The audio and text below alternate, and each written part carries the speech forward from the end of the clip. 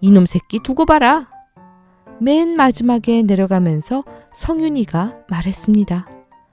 오냐 임마, 얼마든지 봐준다. 용이 목소리는 한층 크고 자랑스러웠습니다.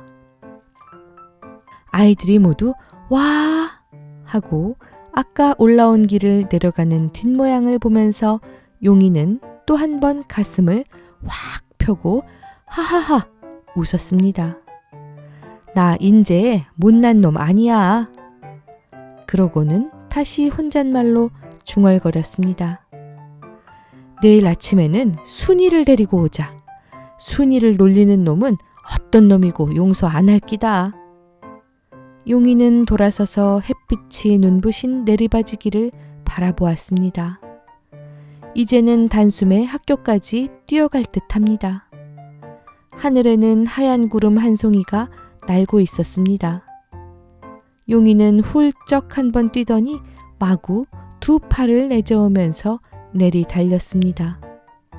그것은 마치 한 마리 꿩이 소리치면서 하늘을 날아오르는 모습과도 같았습니다. 안녕하세요. 달고나입니다. 오늘은 이효독 단편소설 꿩을 대부도 탄도항을 산책하면서 읽어보려고 합니다. 소설 속 주인공 용이는 아버지가 머슴살이를 한다는 이유로 같은 반 아이들의 책보퉁이를 짊어지고 학교를 가는데 그것이 너무도 싫습니다. 하지만 아이들의 요구를 거부할 용기가 나지 않습니다.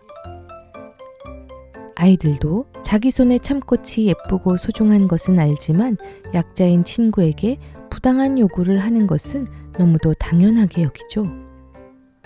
또 친구 놀리는 것도 아무렇지도 않게 생각해요. 그 상대방이 마음에 상처 입을 것을 생각하지 않는 거죠. 소설 속에서 어릴 적 병을 앓아 얼굴에 곰보가 있는 순이는 놀림을 너무 많이 받아서 학교를 그만두기까지 해요. 소설은 우리를 돌아보게 합니다. 혹시나 사회적 약자에게 상처를 주고 있지는 않은지 말이죠. 또 주인공 용이는 흔하디 흔한 꿩이 멋진 날갯짓을 하는 것을 보고 삶의 용기를 얻습니다. 아버지가 머슴 일을 하는 것이지 용이가 머슴 일을 하는 것은 아니잖아요. 당당히 아이들의 책보를 던져버리고 아이들과 맞서죠. 대부도의 탄도항은 풍력 발전소도 가까이서 볼 수 있고 요즘은 좀 힘들지만 갯벌 체험도 가능한 곳입니다. 그러면 용이의 용기에 박수를 보내며 소설 꿩을 들어보실까요?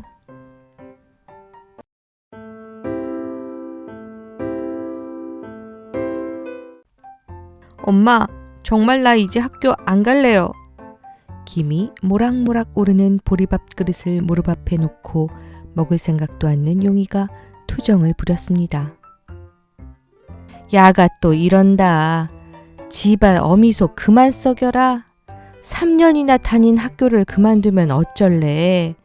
순이 봐라. 글 한자도 모르제? 순이는 기집애라서 그래도 괜찮지. 사내가 초등학교도 졸업 못하면 어떡하려고. 순이는 뒷집에 있는 아이입니다.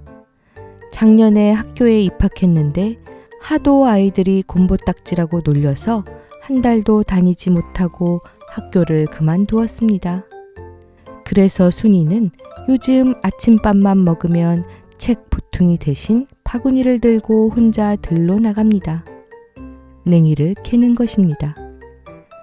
나도 이젠 4학년 됐잖아요.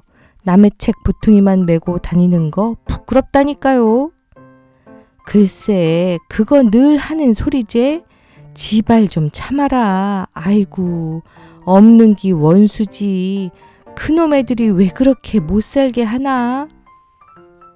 어머니도 밥숟갈을 들 생각을 않으시고 한숨을 쉬시더니 또 말을 이었습니다.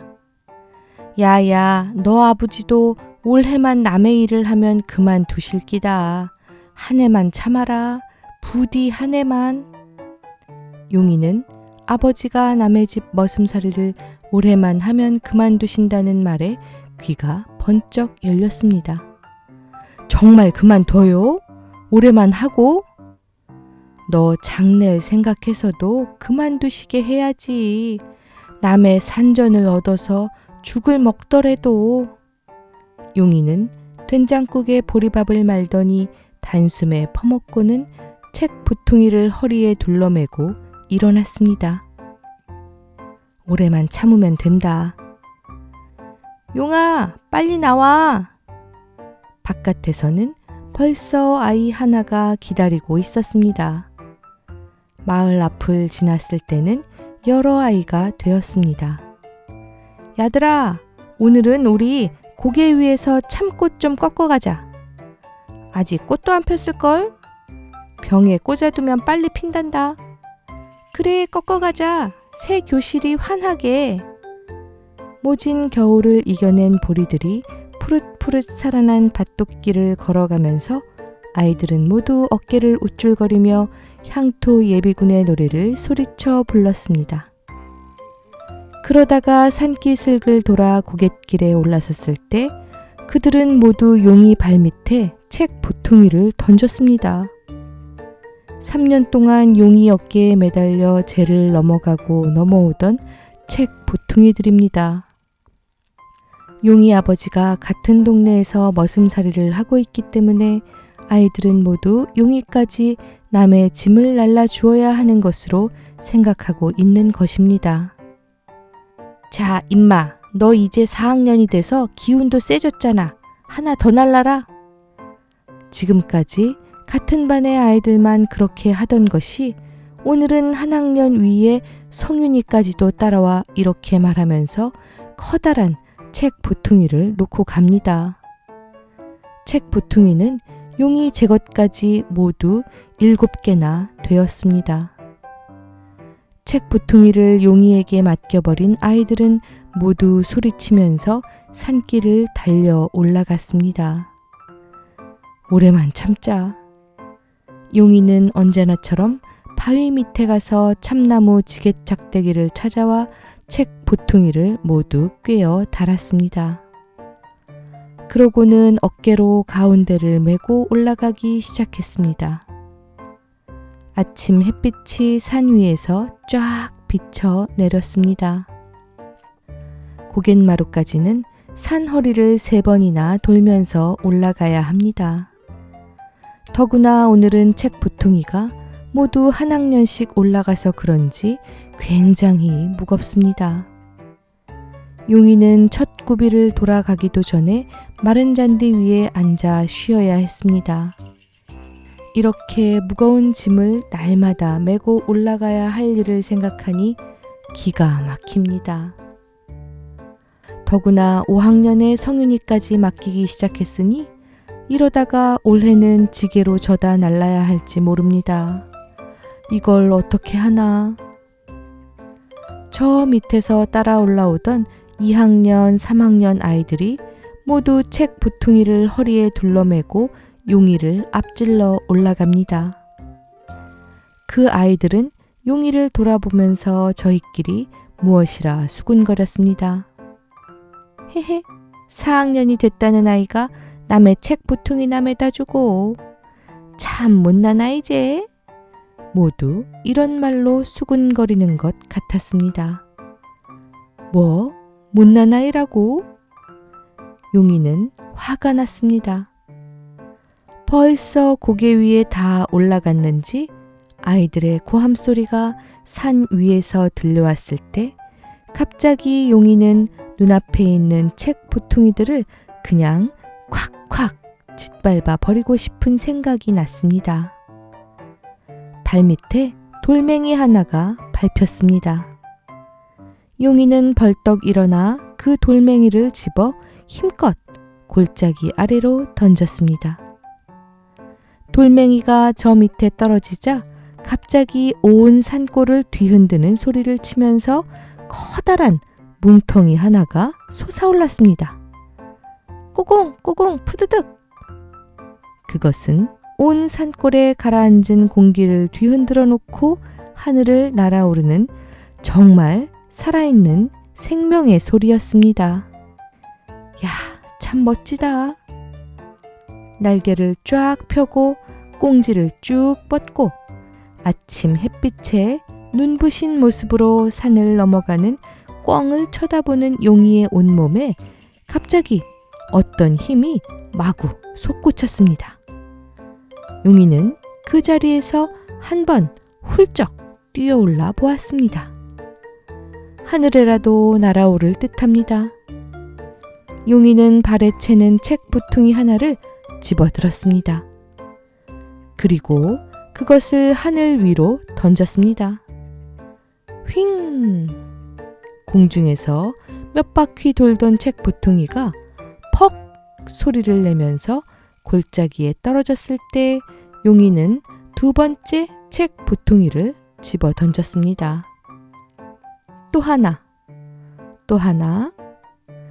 마지막에 던진 작대기는 건너편 벼랑의 소나무 가지를 철썩 치도록 멀리 떨어졌습니다. 됐다. 용이는 이제 하늘이 탁 트이고 가슴이 시원해져서 저 건너 산을 보고 하하하 웃었습니다. 떠가는 구름을 따라 마구 날아갈 것 같았습니다. 내가 정말 못난이였구나. 이제 다시는 그런 짓 안 한다. 용이는 제 책 보퉁이만 허리에 둘러맸습니다. 그러고는 고개를 향해 날듯이 뛰어 올라갔습니다.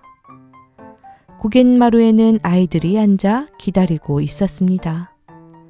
모두 손에 참꽃 가지를 한 줌씩 들었습니다. 어떤 가지는 벌써 불그레한 봉오리가 피어나려고 했습니다. 용이가 빈손으로 오네? 정말 저 새끼가? 인마, 책 보퉁이 모두 어쨌나? 용이는 아무 말 없이 그냥 올라오고만 있습니다. 아이들이 용이를 빙 둘러쌌습니다. 너 책 보퉁이 어쨌어? 이 새끼 죽고 싶나? 빨리 말해. 용이는 아이들을 한 번 둘러보고는 조용히 그러나 힘찬 소리로 말했습니다. 이상하게도 책 보퉁이를 모두 날리고 나니 마음이 가라앉는 것이 조금도 겁이 나지 않았습니다. 너들 책보 말이지? 저 밑에 두꺼비 바위 아래 던져놨어? 뭐? 이 새끼가? 이 새끼 돌았나? 빨리 못 가져오겠나? 그러나 용이는 여전히 조용한 소리로 말했습니다. 나 이젠 못난 놈 아니야. 이 새끼가? 요런 머슴의 새끼가? 이 새끼 맛 좀 볼래? 아이들의 발과 주먹이 용이를 덮쳐왔을 때 용이는 번개같이 거기를 빠져나와 몇 걸음 옮기더니 발밑에 있는 돌을 두 손으로 한 개씩 거머쥐고는 거기 있는 커다란 바윗돌 위에 껑충 뛰어올랐습니다. 그 몸놀림이 어찌나 재빠른지 아이들이 모두 놀랐습니다. 지금까지의 용이와는 아주 다른 딴 아이였습니다. 자, 덤빌람 덤벼. 누구든지 오는 놈은 이 돌로 박살낼 끼다. 아이들이 입을 벌리고 어쩔 줄 모르고 서 있을 때 뒤에서 한 아이가 난 내 책보 가질러 갈란다 하고 달려갔습니다.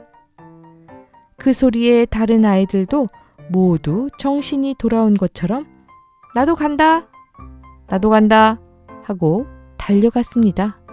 이놈 새끼 두고 봐라. 맨 마지막에 내려가면서 성윤이가 말했습니다. 오냐 임마, 얼마든지 봐준다. 용이 목소리는 한층 크고 자랑스러웠습니다. 아이들이 모두 와 하고 아까 올라온 길을 내려가는 뒷모양을 보면서 용이는 또 한 번 가슴을 확 펴고 하하하 웃었습니다. 나 인제 못난 놈 아니야. 그러고는 다시 혼잣말로 중얼거렸습니다. 내일 아침에는 순이를 데리고 오자. 순이를 놀리는 놈은 어떤 놈이고 용서 안 할 끼다. 용이는 돌아서서 햇빛이 눈부신 내리바지기를 바라보았습니다. 이제는 단숨에 학교까지 뛰어갈 듯합니다. 하늘에는 하얀 구름 한 송이가 날고 있었습니다. 용이는 훌쩍 한 번 뛰더니 마구 두 팔을 내저으면서 내리 달렸습니다. 그것은 마치 한 마리 꿩이 소리치면서 하늘을 날아오르는 모습과도 같았습니다.